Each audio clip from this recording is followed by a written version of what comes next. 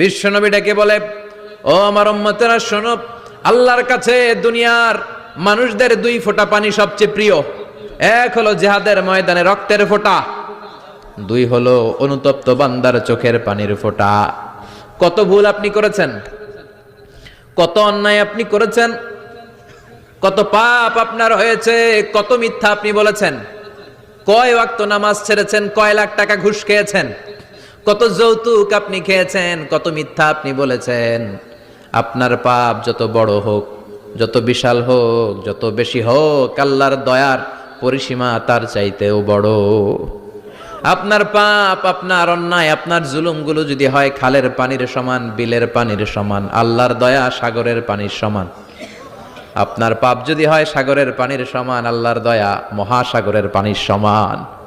আপনার পাপ আর অন্যায় যদি হয় পাহাড়ের সমান, আল্লাহর দয়া আকাশের সমান।